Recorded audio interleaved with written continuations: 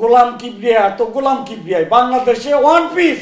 যে এই ভোতা অস্ত্রতে তো নজরুলকে কাবু করা যাবে না, নতুন ডিজিটাল পদ্ধতি লাগবে। 3 মাস যাইতে না যাইতে এই গোলাম কিবরিয়ার মাথা খারাপ হয়ে গেল যে কিরে ওরা তো মাঝে ভালাই তুলবো।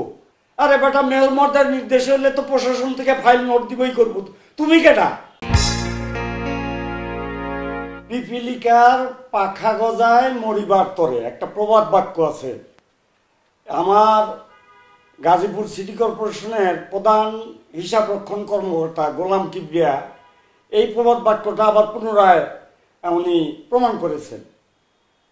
জাহাঙ্গীর আলমের 4 বছর মেয়াদে নিয়ম বহির্ভূতভাবে সিটি কর্পোরেশনের বাহিরে এলাকায় 1,51,50,000 টাকা আর্থিক অনুদান দিছে।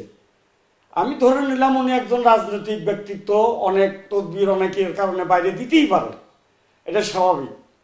কিন্তু অবাক কাণ্ড হইল, গোলাম কিবরিয়া হাই স্কুল তার এলাকায় পটুয়াখালী, বাউফল, উজিরপুর 6টি প্রতিষ্ঠানের নামে 11,50,000 টাকায় যে দেখেন গোলাম কিবরিয়া বেয়ারার চেকের মাধ্যমে উঠায়া নিয়ে গেছে। একেই বলে চোরে চোরে মাস্তুতো ভাই। তারপরে সে বিভিন্ন জায়গায় ঘুরে ফিরে স্থানীয় সরকারের যুগ্ম সচিব এবং মাননীয় প্রধানমন্ত্রী শেখ হাসিনার পিএস এম.এ. মাল্লেক স্যারকে দিয়ে সে গাজীপুর সিটি কর্পোরেশন গঠিত হওয়ার সকল কার্যক্রম সম্পন্ন যখন হয়েছে, তখন সে ক্ষমতা বলে সে গাজীপুর পৌরসভায় বদলি হয়। ওখানে আমার ঘনিষ্ঠ বন্ধু মাসুদুর রহমান, আমার বেস্টমেন্ট, সে দীর্ঘদিন চাকরি করে অ্যাকাউন্টস অফিসার হিসাবে সেই এই দায়িত্বটা পাওয়ার কথা। কিন্তু গোলাম কিবরিয়া এবং মালেক স্যারের ক্ষমতা বলে রাতারাতি তাকে এই যে লোকাল গভর্নমেন্টের এই যে আদেশ তুলে গোলাম কিবরিয়াকে গাজীপুর পৌরসভায় বদলি করা হয়, আর মাসুদুর রহমানকে গাজীপুর থেকে নরসিংদী পৌরসভায় বদলি করা হয়। এই নিয়ে অনেক বাদ বিদণ্ডা, অনেক ঝড় ঝামটা, ঝাড়ু মিছিল, অনেক কিছু হয়েছে। কিন্তু গোলাম কিবরিয়া তো গোলাম কিবরিয়াই বাংলাদেশে ওয়ান পিস। সে কি করলো? সে তৎকালীন আইনমন্ত্রী ব্যারিস্টার শফিক আহমেদকে দিয়া একটা ভুয়া মামলা কইরা একটা মামলার রায় নিয়ে এসে তৎকালীন ভারপ্রাপ্ত মেয়র আব্দুল করিম 8 পাস, লেখাপড়া জানে না, তাকে মামলার ভয় দেখায়া যে 2 দিনের মধ্যে যদি আপনি যোগদান না নেন আপনার বিরুদ্ধে মামলা হয়ে যাবে, আপনি নিবেন কি নিবেন না বলেন। আব্দুল করিম হাইকোর্টের কথা শুনে তো সে শেষ, যে আল্লাহ আমার মেয়রগুলি যদি যায়, আমি চাই না, আপনি যোগদান করেন, আপনি যোগদান করেন। এইভাবে সে গাজীপুর পৌরসভায় যোগদান করে। যোগদান করিয়াই সে যেহেতু চাকরিতে আমার চাইতে 6 মাসের জুনিয়র, তার চিন্তা যে সিটি কর্পোরেশন হয়েছে এখন চিফ অ্যাকাউন্টস অফিসার তো নজরুলই হবে, আমি তার চেয়ে 6 মাসের জুনিয়র। তো সে প্রথমে ভোতা অস্ত্র চালাইলো আমার বিরুদ্ধে। কিরকম? যে জ্ঞাত আয় বহির্ভূত, আমি কোটি কোটি টাকার সম্পদ, বাড়ি গাড়ির মালিক, অমুক ব্যাংকে এত টাকা, অমুক জায়গায় ওইটা ফ্ল্যাট আছে, এই আছে, দুদকে অভিযোগ দিল। আমি সাহস নিয়ে দুদকে নির্দ্বিধায় আমি ফাইট করলাম।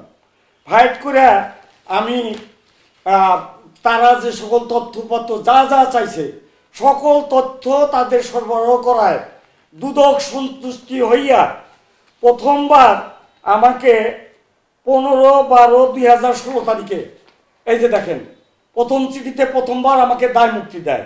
কিন্তু গোলাম কিবরিয়া বসে থাকে না, সে আবার অভিযোগ দেয়।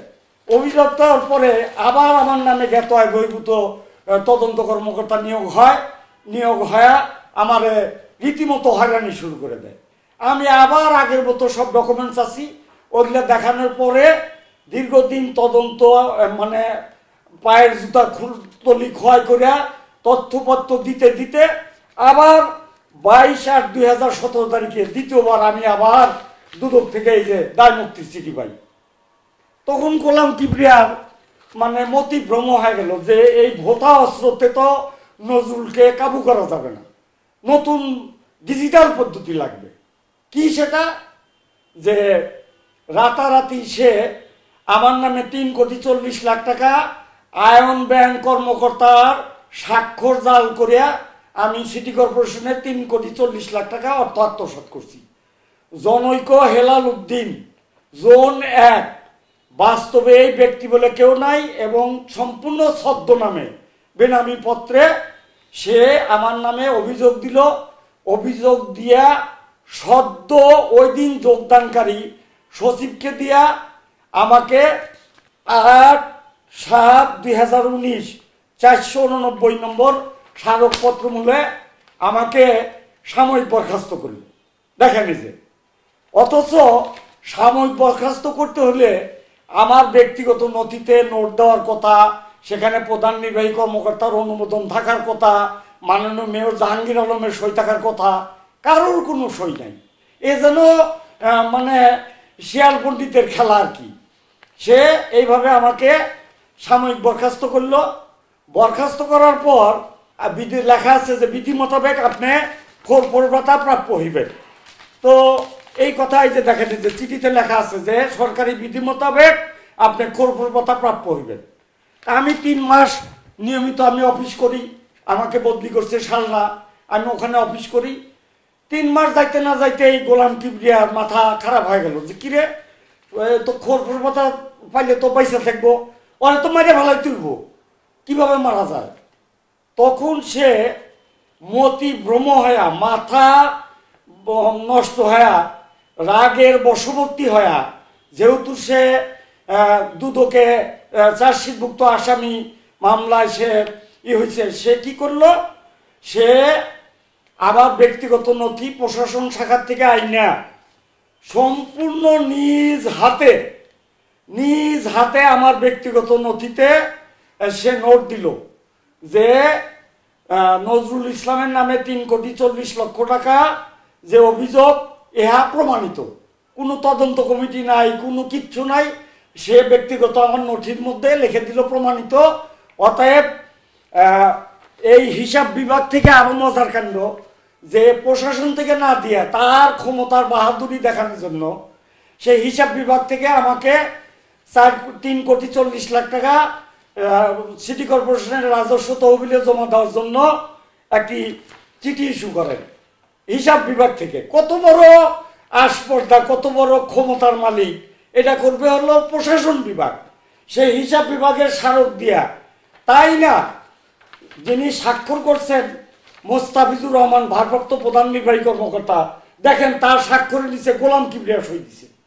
এত উৎসাহী কেন, তোমার এত ক্ষমতা, এত বাহাদুরি?